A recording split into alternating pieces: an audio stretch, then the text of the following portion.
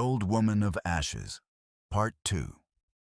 First came sickness, then strange accidents, then funerals.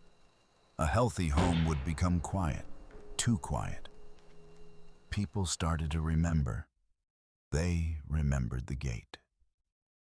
They remembered the water. They remembered the sadza. They remembered her back as she walked away.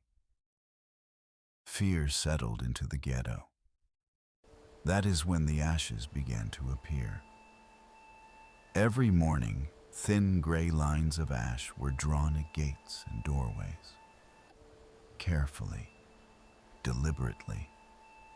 The ashes were for protection. They marked the home. If ashes were at the door, she would not enter. She would not wait at the gate. She would not appear there at all. Ashes meant the house was seen. Ashes meant warning. Salt was placed at doors as well, some inside, some outside. But the ashes were the most important. Children stopped walking alone. Some stopped going to school completely. They said she followed children.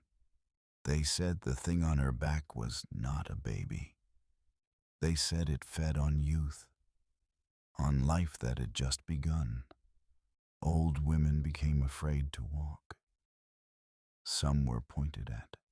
Some were chased. Some were accused. Fear does not think.